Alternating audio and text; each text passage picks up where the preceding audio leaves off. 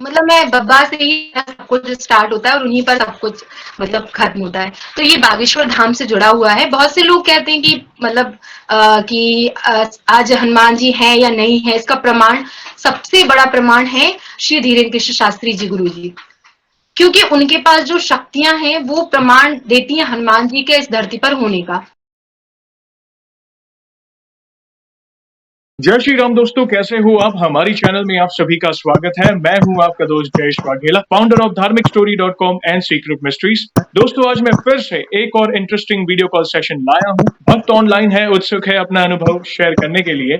और वीडियो में आगे बढ़ने से पहले आपको बता दूं कि अगर आप भी हनुमान जी से जुड़ा अपना अनुभव इंस्टाग्राम वीडियो कॉल पर मुझसे शेयर करना चाहते हैं तो इंस्टाग्राम की लिंक मैंने डिस्क्रिप्शन में दी है, उस पर क्लिक करिए, मुझे फॉलो करिए और मैसेज करिए। मैं जल्द से जल्द आपसे जुड़ूंगा और वीडियो कॉल सेशन शेड्यूल करूंगा। और अगर आप ईमेल के माध्यम से अपना अनुभव शेयर करना चाहते हैं तो हमारा ईमेल आईडी है dharmikstory@gmail.com। तो चलिए आगे बढ़ते हैं आज के इस वीडियो कॉल सेशन में। नमस्कार मैम, जय श्री राम आपको। जय श्री राम भैया। कैसे हैं आप? मैं अच्छी हूँ, आप कैसे हैं? बस प्रभु की कृपा से अच्छा हूं मैं भी। और आपका बहुत बहुत स्वागत है आज के इस वीडियो कॉल सेशन में और धन्यवाद भी जो आप अपना समय निकाल रहे हैं और इनिशिएटिव ले रहे हैं अपना अनुभव शेयर करने के लिए। सबसे पहला सवाल, आपका पूरा नाम क्या है और आप कहाँ से बिलोंग करते हैं, सारे दर्शकों को बता सकते हैं? भैया मेरा पूरा नाम नेहा दांगी है और मैं मध्य प्रदेश के सागर जिले से बिलोंग करती हूँ। क्या बात है, आपका वंस अगेन धन्यवाद। और दूसरा सवाल, जीवन में ऐसे कौन से मोड़ पर या सबसे पहले आप हनुमान जी की शरण में कब गए थे, उनकी पूजा पाठ कब शुरू की थी जीवन में, और पूजा पाठ में कौन से पाठ वगैरह करते थे, आप सारे दर्शकों को बता सकते हैं? मैं बचपन से ही हनुमान जी को बहुत मानती हूँ, क्योंकि मेरे जो पापा जी हैं वो हनुमान जी को बहुत मानते हैं। उनकी जो दिन की शुरुआत होती है और जो एंड होता है वो हमेशा हनुमान जी के नाम से ही होता है।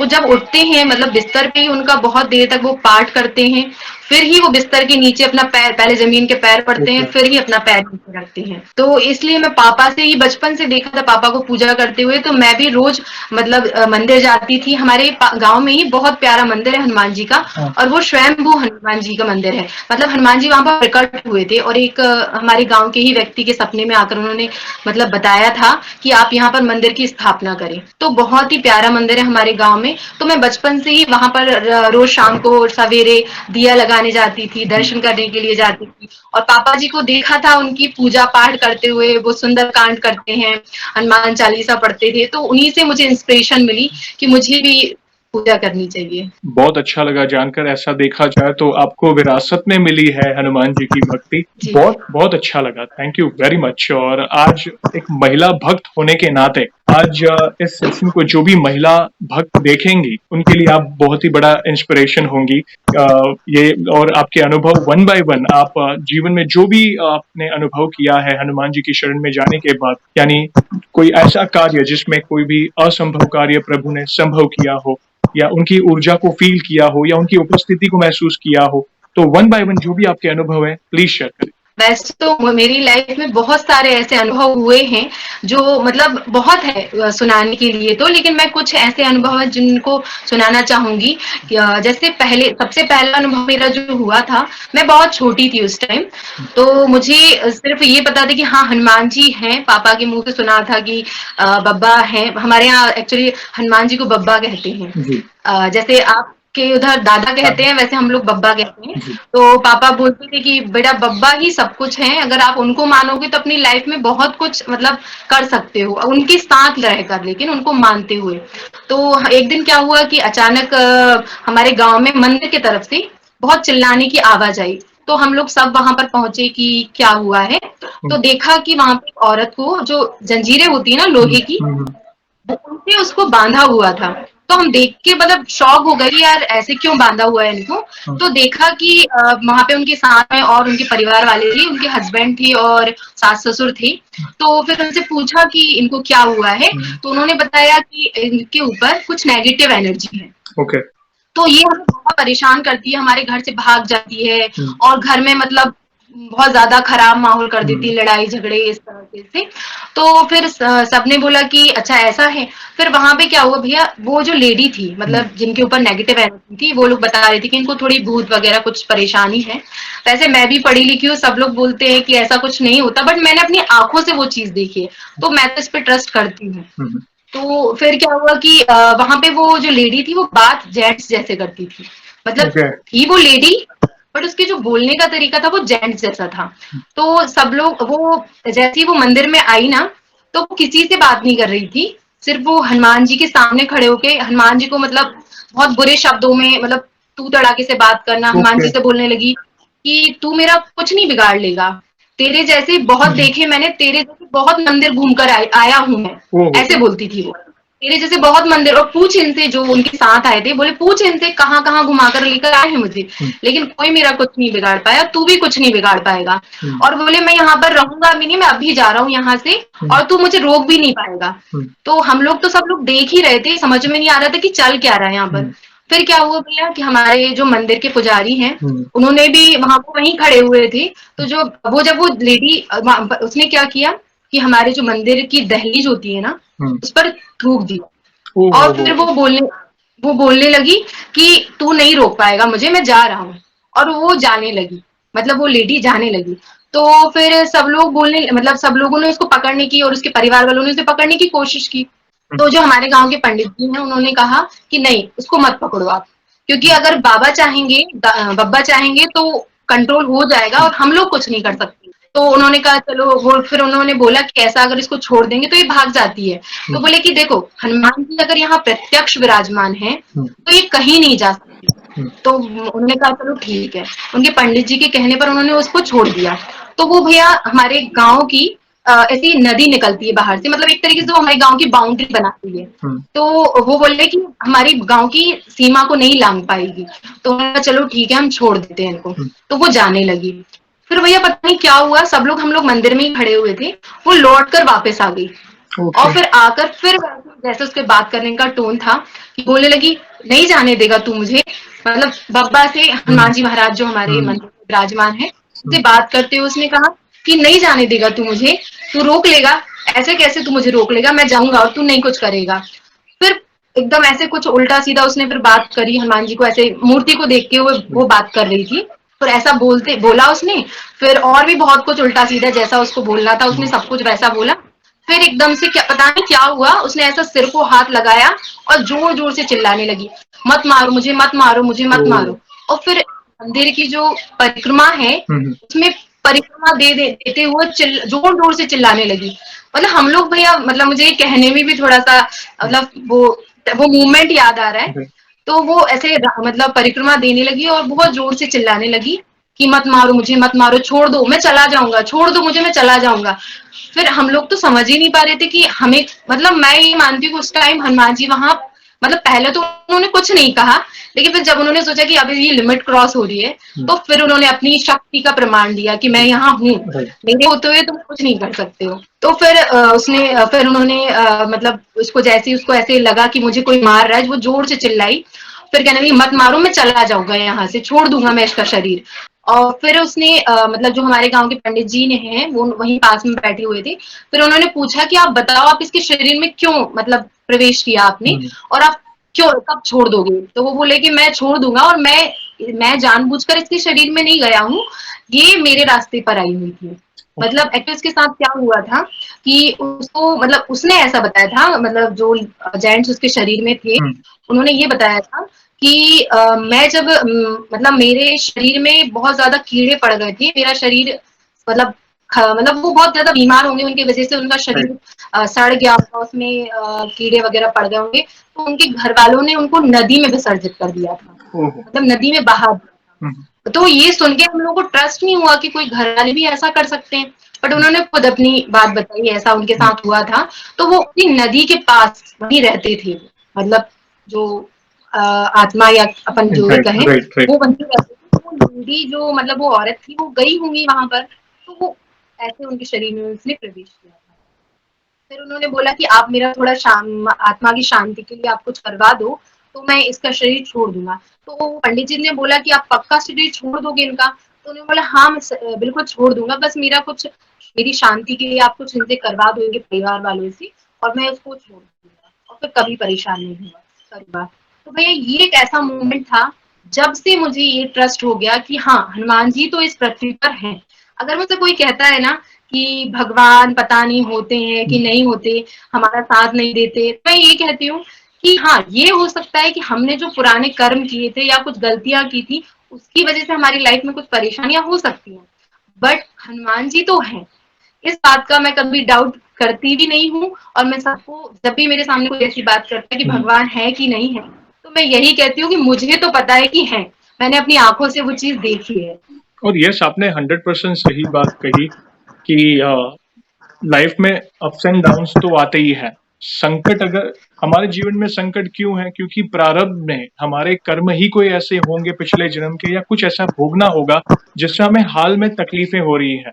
मगर अगर हम ईश्वर की शरण में हैं, अगर ईश्वर भक्ति में के मार्ग पर हैं और अच्छे कर्म कर रहे हैं, तो प्रभु हमें अंदर से ही ऐसी हिम्मत देंगे कि उस संकट से हम उस संकट का सामना कर सकते हैं। समझ रहे हो? वो हमारे गुजराती में कहते हैं कि तलवार का घाव सुई से। तो बड़ा कोई संकट आने वाला हो, वो छोटे में निपट जाएगा अगर हम ईश्वर की शरण में हैं और अच्छे कर्म कर रहे हैं। कर्म तो भोगना ही पड़ेगा, उससे कोई नहीं बचा हाँ, सकता, ठीक है। हाँ, मगर अगर आप ईश्वर की शरण में हैं तो काफी हद तक आपको जो बड़े दुख का सामना जो करना पड़ सकता है वो ना करना पड़े। आके कब चला जाएगा पता भी नहीं चलेगा, क्योंकि आपके अंदर उस एक हिम्मत मिल जाती है आपको प्रभु की शरण में रहकर। तो और यस, जैसे नकारात्मक ऊर्जा यस होती है, ऐसा नहीं कि नहीं, और उससे बचाने के लिए हमारे ईश्वर की सकारात्मक ऊर्जा होती है, और हनुमान जी है ही हमारे कलयुग के देवता जो हमें इन सारी नकारात्मक ऊर्जाओं से बचाते हैं। तो अगर आप ईश्वर की शरण में हो, सच्चे दिल से अगर आप हनुमान जी की शरण में हो, तो देखना दुनिया की कोई भी नकारात्मक ऊर्जा आपका बाल भी बांका नहीं कर सकती। और एक एग्जाम्पल आपने ही दिया कि भाई, जो नकारात्मक ऊर्जा कहीं से भी उसे मुक्ति नहीं मिल रही थी, या उस महिला को उससे सोल्यूशन नहीं मिल रहा था, वो हनुमान जी की शरण में ही मिला। तो ये बहुत बड़ा एग्जाम्पल आपने बताया है। और आप देखेंगे, अगर आप बागेश्वर धाम जाए, सालंगपुर हनुमान जी के मंदिर जाए, मेहंदीपुर के मंदिर में जाए, आपको पता चल जाएगा जिन पर नकारात्मक ऊर्जा हावी होती है, और जब वे प्रभु के दरबार में पांव रखते हैं ना, तो क्या क्या माहौल होता है वो आप वहां पे जाके देख सकते हो। तो यस, प्रभु की शक्ति ही निराली है, उनकी महिमा ही निराली है, और मैं उत्सुक हूँ आपके और भी अनुभव जानने के लिए। प्लीज, और भी कोई अनुभव हो तो प्लीज शेयर करें। हाँ भैया, मेरा दूसरा अनुभव भी हनुमान चालीसा से रिलेटेड है। मतलब हनुमान चालीसा में जो पावर होती है वो मैंने अपनी आंखों से देखी है। एक बार क्या हुआ, मतलब मेरी पढ़ाई के टाइम में हॉस्टल में रहती थी, तो हमारे हॉस्टल में एक दीदी थी। वो अचानक बाहर गई, तो कुछ काम से उनको बाहर जाना था, और वो वहां से लौट कर आई, तो वो कुछ अजीब सा बिहेव कर रही थी, और एकदम से कि पता नहीं क्या हुआ उन्हें, और वो चिल्लाने लगी जोर जोर से। तो हम लोग सब अपने अलग अलग रूम में थे, तो हम लोग सब लोग दौड़कर वहां पहुंचे कि मतलब दीदी को क्या हुआ। वो हमसे सीनियर थी, तो हमने कहा कि पता नहीं दीदी को क्या हुआ, ऐसे चिल्ला क्यों रही है। हम लोग दौड़कर वहां सब लोग पहुंचे, तो देखा कि दीदी बहुत जोर जोर से, पता नहीं मतलब वो जैसे अलग ही रिएक्ट कर रही थी, बिल्कुल चिल्ला रही और हाथ पैर फेंक रही और कुछ अजीब सा। तो हमने जैसे ही हम रूम में पहुंचे, तो हम लोगों ने और जो दीदी लोग थी, हमने उनसे पूछा दीदी क्या हो गया दीदी को। तो वो दीदी जो थी वो जोर जोर से चिल्लाए कि मेरे सामने कोई काले कपड़े में खड़ा हुआ है, ओहो। ऐसे जोर से चिल्लाए हाँ। कि मेरे सामने कोई काले कपड़े में खड़ा हुआ है, और आंखें नहीं खोल रही थी। हम लोगों ने बोला दीदी आप आंखें तो खोलो, कोई नहीं है, हम लोग हैं यहाँ पर, कोई नहीं है यहाँ पर। लेकिन भैया वो आंखें ही नहीं खोल रही अपनी। फिर हमने कहा भैया दीदी यहाँ पर कोई नहीं है, आपको वहम हो रहा है, कोई नहीं है यहाँ पर। लेकिन वो नहीं माने और चिल्लाए जोर जोर से कि नहीं वो कोई खड़ा हुआ है, काले कपड़े पहन के खड़ा हुआ है, और बहुत अजीब सा उन्होंने का रिएक्शन था। फिर क्या हुआ कि मेरी एक फ्रेंड है, वो भी हनुमान जी को बहुत मानती है, तो उसने कहा कि एक काम करते हैं, इनका रिएक्शन तो थोड़ा अजीब सा लग रहा है, अपन हनुमान चालीसा का पाठ करते हैं। तो भैया उस टाइम मुझे हनुमान चालीसा याद नहीं था, अब तो मुझे कंठस्थ है बिल्कुल, उस टाइम मुझे याद नहीं था। तो मैंने कहा तो अपन कैसे पढ़ेंगे हनुमान चालीसा। तो बोले मेरे पास बुक रखी हुई है, वो हनुमान जी को बहुत मानती थी। तो हम बोले रूम से लेकर आओ जल्दी से। तो हम लोग जल्दी से रूम से लेकर आए वो हनुमान चालीसा, और भैया हमने जैसे ही हनुमान चालीसा पढ़ना चालू किया, तो दीदी अपने कान बंद करने लगी कि नहीं हनुमान चालीसा मत पढ़ो, हनुमान चालीसा मत पढ़ो। तो हम बोले दीदी तो नहीं हम पढ़ेंगे, हम फिर भी हम बिल्कुल कुछ नहीं बोला, हम तुरंत पढ़ते जा रहे और खूब जोर जोर से हनुमान चालीसा पढ़ते जा रहे। तो वो दीदी की रिएक्शन, फिर वो मना कर रही कि मत पढ़ो मत पढ़ो। लेकिन हम लोगों ने कंटिन्यू बहुत देर तक हम पढ़ते रहे, और बार बार उसको रिपीट किया हमने, कि हमें लग रहा था कि हाँ इन पे कोई नेगेटिव एनर्जी है, ऐसा समझ में तो हम लोग को आ गया था। तो फिर हमने पढ़ते रहे। फिर भैया उनको पता नहीं ऐसी क्या बिल्कुल शांत हो गई वो, कुछ देर बाद बिल्कुल शांत हो गई, और फिर उनको नींद भी आ गई और वो सो गई। मतलब ये मैं आपको हनुमान चालीसा की पावर बता रही हूँ कि मतलब हनुमान चालीसा में कितनी पावर है कि सामने वाला उसको सुनना, अगर उसके अंदर नेगेटिव एनर्जी है तो वो सुनना भी नहीं चाहता उसे। तो उस टाइम मेरा ये सेकंड इतना बड़ा अनुभव था कि मैंने हनुमान चालीसा की उसको मतलब उसकी पावर को प्रत्यक्ष अनुभव किया उसे। और फिर उसके बाद उनको फिर हम लोग मतलब हमारे जो वार्डन सर थे और मैम थी, उन्होंने उनके घर वालों को तब तक इन्फॉर्म किया। वो उतने ही टाइम वहां पर आए, फिर उनको लेकर गए थे कहीं पर दिखाने के लिए, और फिर उनको पता चला था कि इनके ऊपर कोई नेगेटिव एनर्जी थी, बाकी बाद में वो फिर नॉर्मल हो गई थी। But at a moment Hanuman Chalisa की जो पावर थी वो हमने महसूस की वहां पर। आपने सच कहा, हनुमान चालीसा में अपार शक्ति है। हर मर्ज की एक ही दवा हनुमान चालीसा, हर चीज का सोल्यूशन है। मैं काफी सेशन में कहता हूँ, उसकी अगर आप पंक्तियां भी रीड करो ना, वन बाय वन, ना से रो घरे सब पीरा, बल बुद्धि विद्या देहु मोही, भूत पिशाच निकट नहीं आवे। बहुत ही पावरफुल है। मतलब अगर किसी भी सिचुएशन में अगर आप फंसे हुए हो, आप कोई भी सिचुएशन लो, ऐसा नहीं है कि भूत पिशाच वाले, चलो भूत पिशाच में तो आपने एग्जाम्पल दिया कि नकारात्मक ऊर्जा थी, ये सेकंड एग्जाम्पल आपने दिया हनुमान जी की भक्ति की शक्ति के बारे में, गूज बम्स आ गए थे। तो लग रहा था कि वो सीन क्या क्रिएट हुआ होगा उस समय। तो हनुमान चालीसा आप अलग अलग सिचुएशन में पढ़े, कोई भी सिचुएशन हो, अगर आपके घर में आर्थिक तंगी हो, किसी को हेल्थ इश्यू हो, बच्चों की पढ़ाई के लिए, या फिर भूत पिशाच के लिए, या कोई भी दुख आपके जीवन में क्यों ना हो, या घर में क्लेश हो, या कुछ भी हो, आप सच्चे दिल से राम नाम का जाप करके फिर हनुमान चालीसा का पाठ करें, देखना जीवन में सकारात्मक परिवर्तन आने शुरू हो जाएंगे। अलग अलग भक्त डेली के एक एक दो दो बार करते हैं। कोई भक्त को अगर जीवन में ज्यादा तकलीफ है तो वे संकल्प लेकर हनुमान चालीसा का पाठ करते हैं। संकल्प भी एक इस तरह का तप ही है कि हम अपने आप को एक नियम में बांध रहे हैं, 7 दिन के लिए, 11 दिन के लिए, 21 दिन के लिए।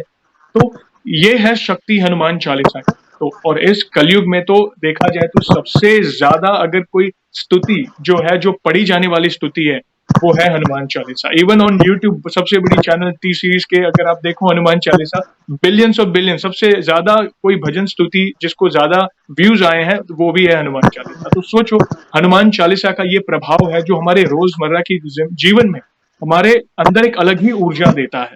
तो बहुत अच्छा लगा जानकर, बहुत बहुत एक्साइटेड हूँ आज। आपके एक एक अनुभव बहुत क्यूरियोसिटी पैदा कर रहे हैं, कैसे इस घोर कलयुग में भी ईश्वरीय कृपा से हम नकारात्मक शक्ति पर जीत हासिल कर सकते हैं। तो बहुत अच्छा लगा। और भी कोई अनुभव हो तो प्लीज शेयर करें। मेरा ये अनुभव मेरा ही है, थर्ड वाला। Okay. एक्चुअली 2020 की बात है, जनवरी में मेरी गुड़िया हुई थी, छोटी 3 साल की बेटी है, तो वो हुई थी।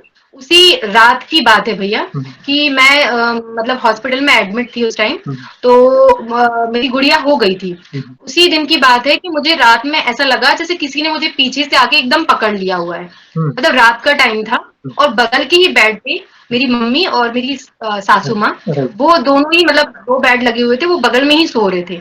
मैंने बहुत कोशिश की कि मैं चिल्लाऊं कि मतलब मुझे ऐसा किसी ने पकड़ लिया है, बट भैया मेरी आवाज ही नहीं निकल रही थी। तो मैं बहुत कोशिश की लेकिन फिर भी आवाज नहीं निकली। तो मुझे हमेशा पापा ने सिखाया था कि जब भी डर लगे या मतलब ऐसा लगे कि कुछ नेगेटिव है, तो बोलो संकट कटे मिटे सब पीरा, जो सिमरे हनुमत बलवीरा।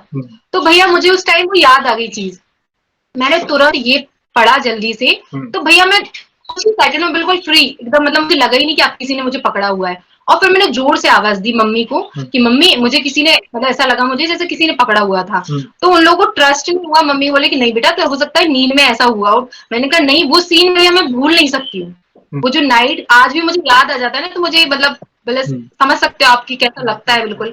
तो वो मोमेंट ऐसा था, तब मैंने फिर से बाबा के अपने साथ होने का अनुभव किया। मतलब भैया जब भी मैं कभी अभी भी मुझे थोड़े आंसू आ रहे हैं मतलब बोलने में। मतलब मैं बाबा को जब भी मतलब बाबा का नाम लेती हूँ, कहीं भी कुछ सुनती हूँ ना, तो मुझे रोना आ जाता है।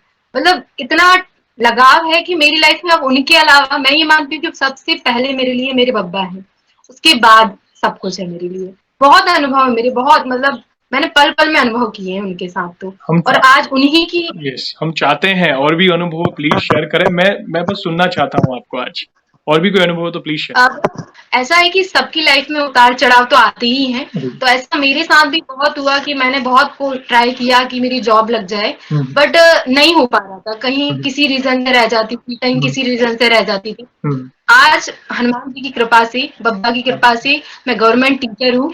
क्या बात है। अभी कुछ ही दिन पहले मेरी 1 ही अप्रैल को मेरी ज्वाइनिंग हुई है बब्बा की कृपा से। और ये अनुभव मेरा बागेश्वर धाम वाले गुरुजी सभी ने सुना है उनके बारे में। तो जी, वहाँ बागेश्वर धाम से जुड़ा हुआ है श्री धीरेन्द्र कृष्ण शास्त्री जी से। भैया मैं लगभग 1.5 साल से ज्यादा हो गया है मैं बागेश्वर धाम से जुड़ी हुई हूँ। और मैं वहाँ अभी ज्यादा तो नहीं लेकिन 4 बार जाकर आई हूँ बागेश्वर धाम पर। और मैं ये कहूंगी कि मैं जब से वहां जुड़ी हूँ ना, आज उन्हीं की कृपा है कि मैं आज गवर्नमेंट टीचर हूँ। और एक चीज और कि मेरे साथ जो लोग रहते हैं ना, मतलब मुझे जो जानते हैं, मेरा भैया एक बात बताऊं, मेरी मेरिट लिस्ट आई, जो मैं टीचर बनी उसकी मेरिट लिस्ट आई, वो मंगलवार के दिन आई।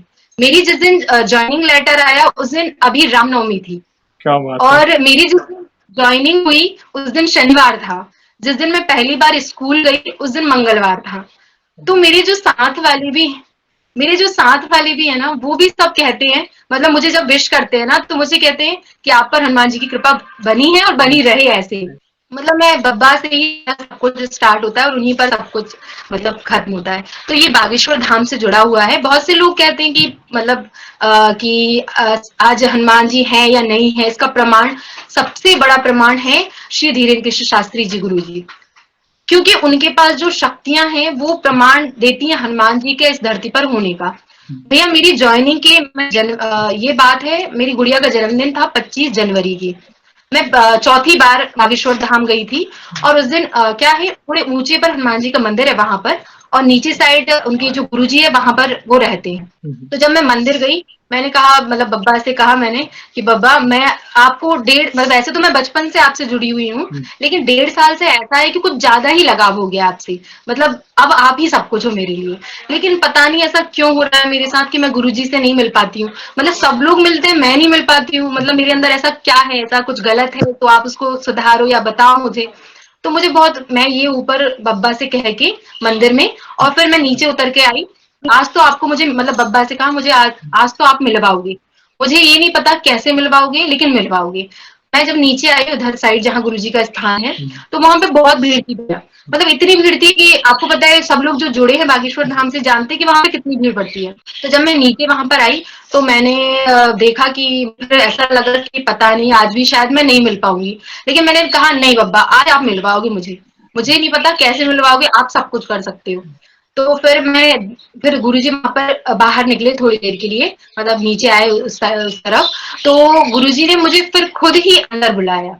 क्या बात है। मतलब ऐसी बब्बा की कृपा हुई मेरे ऊपर कि मेरी पूरी फैमिली गई हुई थी, लेकिन सिर्फ मुझे उन्होंने अंदर बुलाया। और फिर गुरुजी ने तभी मुझसे कहा था कि 4 से 5 महीने के अंदर आपकी ज्वाइनिंग हो जाए। ओके। और उनके कहने के अनुसार ही मेरी ज्वाइनिंग हुई है। और एक टाइम ऐसा आया था भैया कि मुझे ऐसा लग रहा था, बहुत टाइम हो गया था मेरे मेरिट लिस्ट को आए हुए। मुझे ऐसा लग रहा था कि पता नहीं बब्बा, गुरुजी ने तो बोल दिया है लेकिन ज्वाइनिंग हो नहीं रही है। भैया मैंने 11 दिन के संकल्प लिए, जो आप बताते हो ना संकल्प लेने का तरीका। तो मैंने 11 दिन के संकल्प लिए। मैंने कहा मैं संकल्प लूंगी बब्बा। आपका 6 तारीख को बब्बा का जन्मोत्सव था, हनुमान जी का जन्मोत्सव था। तो मैंने कहा मुझे नहीं पता, आप मुझे 6 तारीख से पहले, आपके जन्मोत्सव से पहले पहले ज्वाइनिंग दिलाओगे। मुझे नहीं पता, मुझे पता है कि आप सब कुछ कर सकते हो। और गुरुजी ने तो पहले ही बोल दिया था, लेकिन फिर भी मुझे मन में, कहते ना हम लोग इंसानों के मन में डाउट तो बहुत रहते ही हैं। तो मेरे मन में थोड़ा लग रहा था कि अभी तक ज्वाइनिंग नहीं हुई, बहुत टाइम हो गया, बहुत टाइम हो गया। फिर भैया मैंने 11 दिन के संकल्प लिए। किस्मत से 11वां दिन मेरा बब्बा का जन्मोत्सव के दिन ही पड़ा था। और उसके पहले भैया हनुमान जी की ऐसी कृपा रही कि मेरी उनके जन्मोत्सव से पहले मेरा सारा काम कंप्लीट, ज्वाइनिंग भी हो गई और मैं स्कूल अभी मेरा कंटिन्यू है। अद्भुत। सबसे पहले आपको बहुत बहुत बधाई। हनुमान जी की कृपा तो है, मैं तो कहना चाहूंगा आप पर विशेष कृपा है।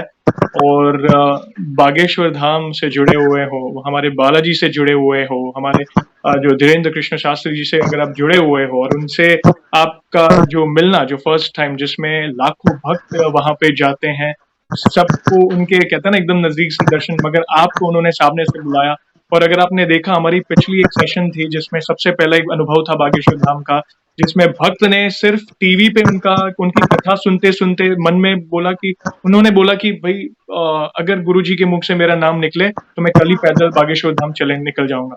गुरुजी थे लंदन, कथा कर रहे थे और उनके मुख से उनका नाम निकला था।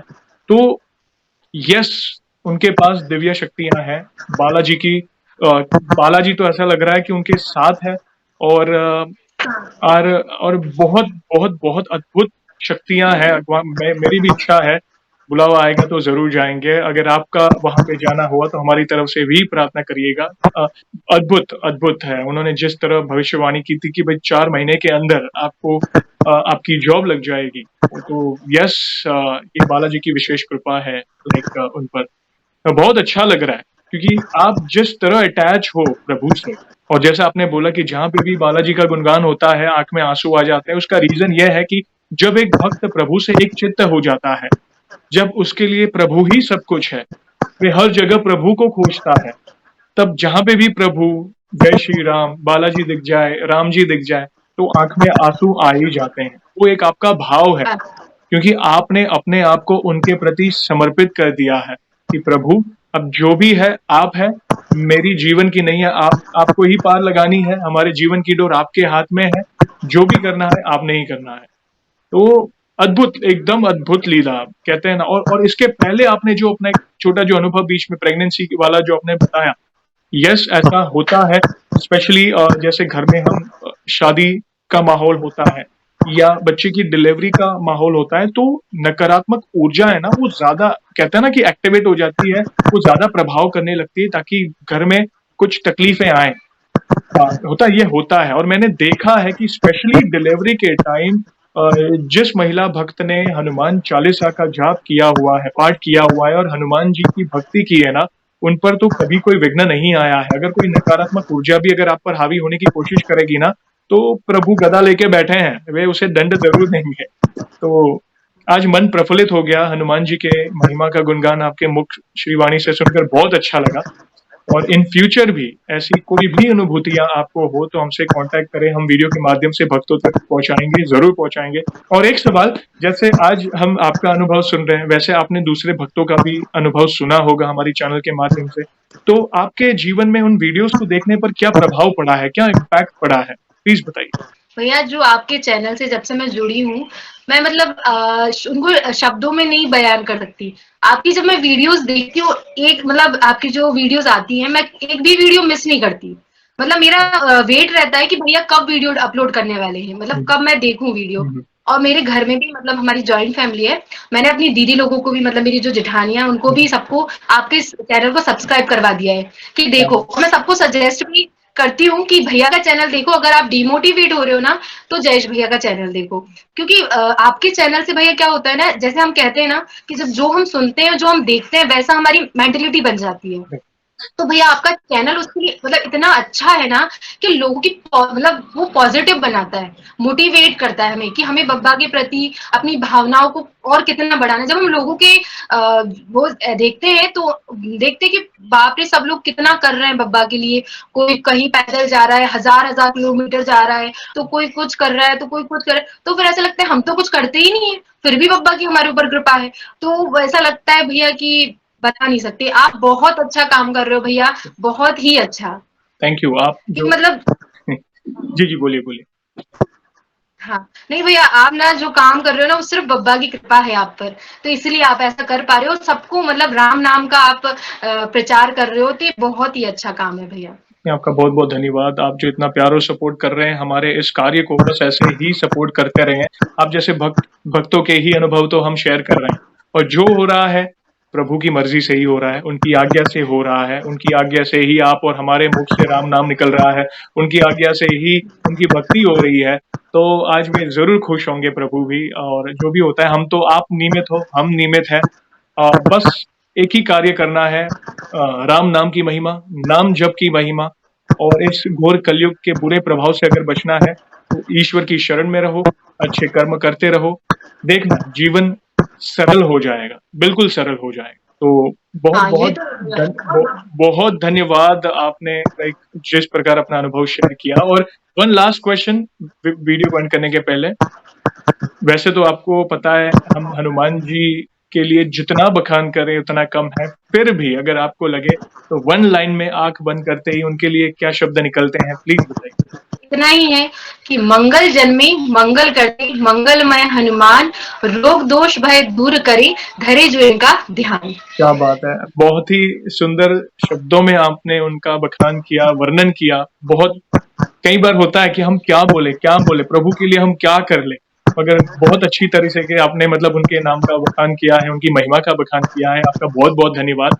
और इन फ्यूचर भी वंस अगेन कोई अनुभूतियां हो तो प्लीज हमसे जुड़िए, हम वीडियो के माध्यम से लोगों तक पहुंचाएंगे। और वीडियो को एंड करने के पहले आपको तो पता ही है, हम प्रभु श्री राम और हनुमान जी के नाम का जयकारा लगाकर ही वीडियो को एंड करते हैं। तो आप भी जुड़िए, जो भी भक्त जहां कहीं भी हो, भारत में हो, भारत के बाहर हो, चल फिर रहा हो, ऑफिस में हो, किचन में हो, प्लीज वीडियो को एंड करने के पहले हमारे साथ इस जयकारे में जुड़िए और फिर हम वीडियो को एंड करेंगे।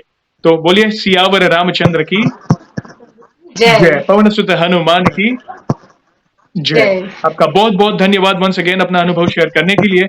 जय श्री राम, जय हनुमान। जय श्री राम।